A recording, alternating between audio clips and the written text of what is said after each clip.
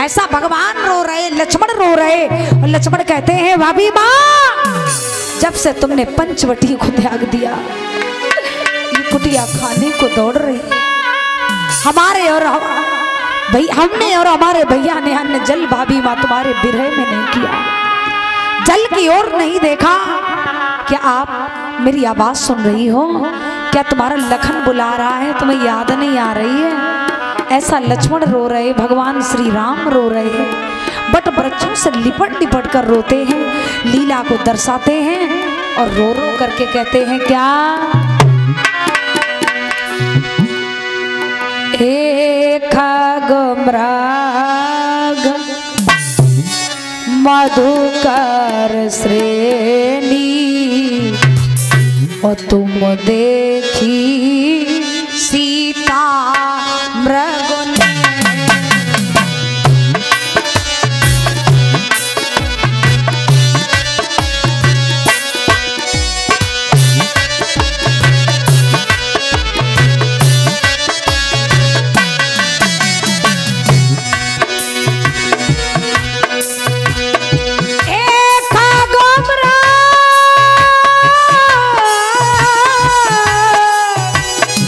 मधुकर श्रेणी, तुम देखी सीता मृग ने।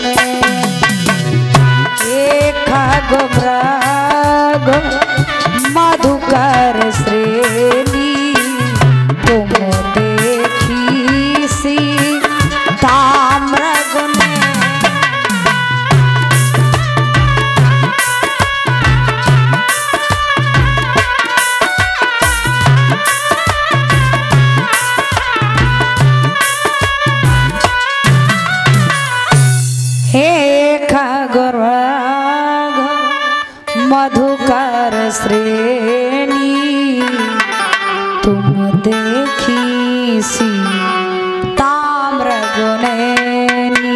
किसी ने मेरी जनक दुलारी को देखा, और लक्ष्मण रोकर के उसी वक्त बोले क्या? कि जाने कित गई जनक दुलारी, तज के पांची बटी। सभी लोग बुलाइए भाव।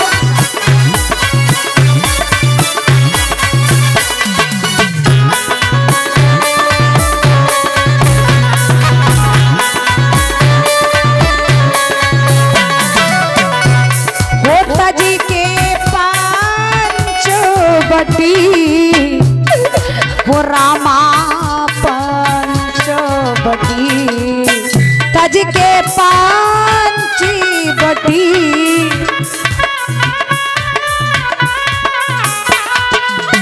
जाने कित गई जनक दुलारी, तज की पांची बटी।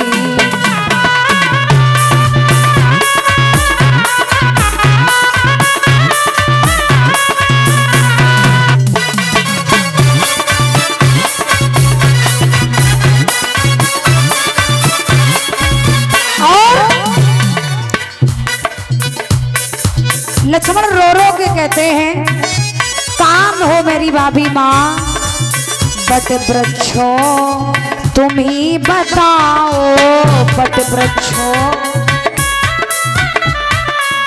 भाभी माँ का पता लगाओ, भाभी माँ का। अरे ढूंढी ढूंढी के अब हारे, तज की पांची बटी। जाने कित गई जनक दुलारी, तज के पांची बटी।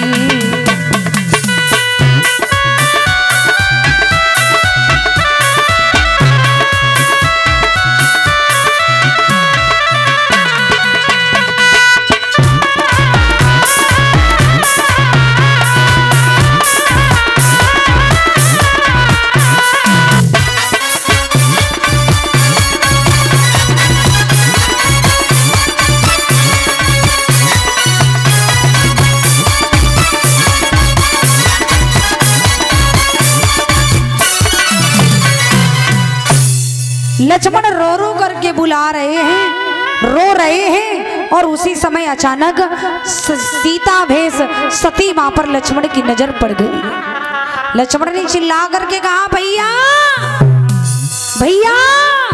बोले हाँ भैया लखन, क्या कहना चाहते हो? बोले देखो वो भाभी माँ।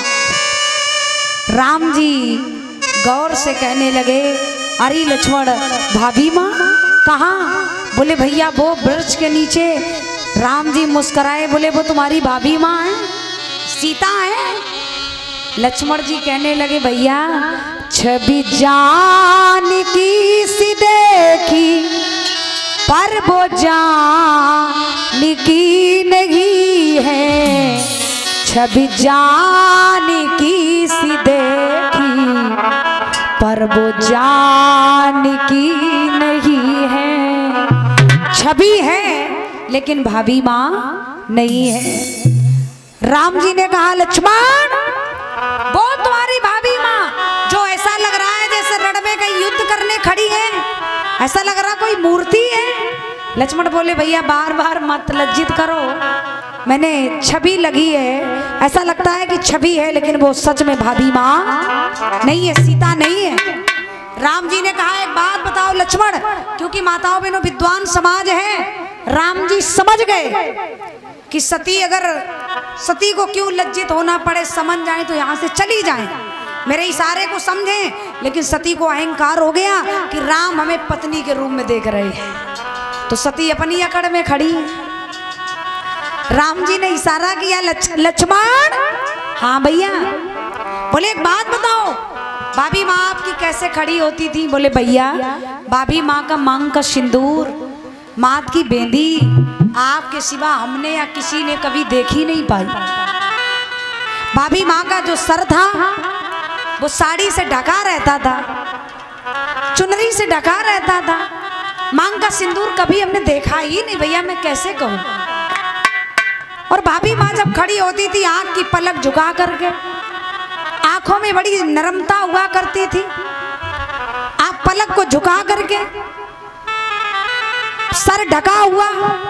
तो राम जी कहने लगे, ये कौन सी रामलीला को पर्दा खोले ठाड़ी, जो तुम्हारी सती सीता है भाभी माँ? लक्ष्मण बोले नहीं भैया, और कहते भी हैं परीक्षित माता कि स्त्री का असली गहना होता है श्रृंगार। क्या होता है? श्रृंगार। कहते हैं ये श्रृंगार कोई प्रचार प्रसार वाहन गाड़ी न थोड़ी है जो इसे दिखावा करते घूमो, दिखावा करने से कुछ होने वाला नहीं है। अगर इस श्रृंगार का दिखावा करोगे तो हानि होगी, लाभ होने वाला नहीं है। पहले आप देखना, आज तो बड़ी शिक्षा है, बड़े स्कूल हैं, बड़ी शिक्षा है, धन है, दौलत है। परीक्षित जी पहले दौलत भी कम थी और कॉलेज भी कम थे, शिक्षा का माहौल कम था, लेकिन फिर भी सभ्यता ज्यादा थी। आज की पढ़ी लिखी और पहले की बिना पढ़ी लिखी बहुत बलियां थी। आजकल जितनी पढ़ी लिखी उतना ही उल्टा चल रहा है।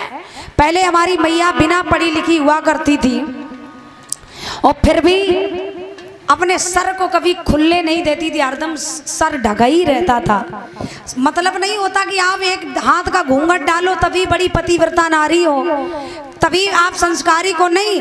असली पर्दा होता है आंख का, और कभी सर नहीं खुला रहना चाहिए। बोलिए सच्चे दरबार की। और महाराज कभी श्रृंगार दिखना नहीं चाहिए। पहले की माताएं अगर मायके से धोखे से भूले से भाई बाप आ भी जाते थे तो माताएं अपनी बिंदी उचार करके धीरे से छुपा लिया करती थी, थोड़ी सी सिंदूर की बिंदी रख लिया करती थी। मायके में आती थी तो छोटी बिंदी, क्योंकि मायके का श्रृंगार और होता और ससुराल का और होता है। लेकिन आजकल ससुराल में रहें, पहले माताओं के अगर पति परदेश जाते थे तो माताएं हमारी कम सजा धजा करती थी, अंदर रहती थी तो श्रृंगार अच्छा करती थी और बाहर निकलती थी तो सर को ढके रहती थी। और आजकल उल्टा है, अगर पति सामने रहे तो एक भी दिन ना बिंदी लगाए, अगर लड़ जाए तो क्या पता चूड़ी फोड़ डाले, मारे गुस्सन में अगर झगड़ जाए तो सब उतार के गहना धर दें। और जहां जिनने बैग उठा के मैके पहुंची, फिर देखो पौआ खाड़ लिपस्टिक, कम से कम 200 ग्राम सेंदूर, अरे मालूम पड़े कि आज ही आई है। तो महाराज कहते इससे भी हानि होती है, लाभ नहीं होता। श्रृंगार है, इसे छुपा के रखना चाहिए। पहले माताएं मायके में जाती थी तो मांग को बालों में सिंदूर को छुपा लिया करती थी। कहते हैं कि ये श्रृंगार है, ये सुहाग है, ये असली गहना है पत्नी का, इसे छुपा करके रखना चाहिए। हाट बाजार जाओ, बाहर जाओ, संसार के लोगों की नजर नहीं पड़ना चाहिए, ऐसा वेद शास्त्र भागवत कहती है, विद्वान ब्राह्मण कहते हैं। लेकिन महाराज फिर भी मानने वाले मानते हैं, लेकिन सब नहीं मानते हैं। इसीलिए हम लोगों को भोगना भी उल्टा तरह से पड़ रहा है। बोलिए सच्चे दरबारी की। और राम जी ने कहा लक्ष्मण, भाभी माँ चलती कैसे थी? बोले भैया आगे आप, बीच में भाभी माँ और पीछे सुरक्षा में हम लगे रहते थे रक्षा। बोले फिर ये कैसी भाभी माँ अकेले ठाड़ी है? लक्ष्मण ने कहा भैया छवि है, भाभी माँ नहीं है। बड़ी देर हो गई, सती को अहंकार हो गया कि लक्ष्मण राम हमें पत्नी के रूप में देख रहे हैं। तो राम जी पास में पहुंच गए और कहा नहीं मान रही हो? तो राम जी ने कहा सती माँ प्रणाम। सती बोली अब भी देखो मैं राम जी पत्नी के रूप में देख रहे हैं। राम जी नहीं माने। राम जी बोले ओ सती मैया। नाय बोली, बोले ओ बोला की घरवाली, माता राम का प्रणाम स्वीकारो, चरण वंदन। सती बोली ठीक है खुश रहो, लेकिन अब क्या बताएं। घबरा गई, बोले अरे राम राम। भगवान के सामने सब पोल पट्टी खुल गई। सती माता बाग खड़ी हुई। राम जी ने कहा सती माँ और सब कुशल मंगल, भांग धतूरा कैसा चल रहा है? बोले सब बड़ी यही है। सती जैसे चल पड़ी। भोले बाबा ने कहा सती माता अकेली मत आया करो। बोले सुनो बीरू, अकेली न जंगल में आया करो।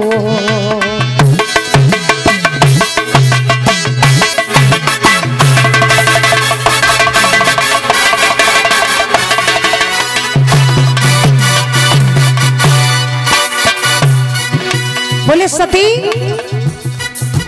अकेली न जंगल में आया करो, संग में भोला बुलाया करो।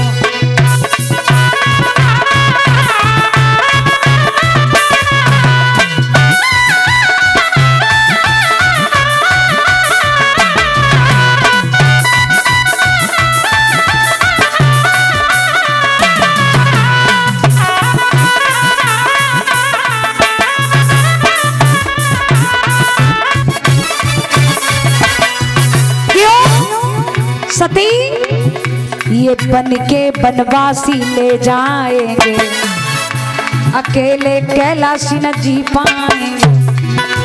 ये बन के बनवासी ले जाएंगे, अकेले भोला न रह पाएंगे। इसलिए बात ही हमारी माना करो, नंदी को साथ में लाया करो।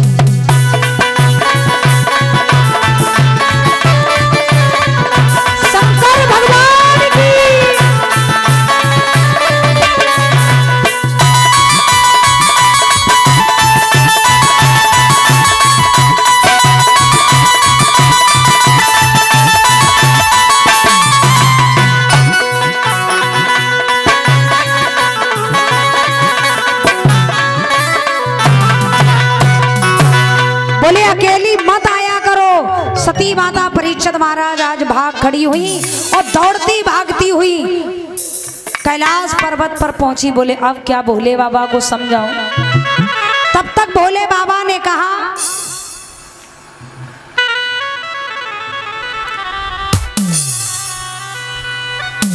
समनी सुरेश पाल भैया, सुरेश बघेल भैया इसी ग्राम से नगला दत्ती से भाई जी के द्वारा 101 पुष्प मुद्राएं एवं पुष्पों का हार सम्मान के तौर पर भेंट हो रहा है। एक बार जोरदार तालियां।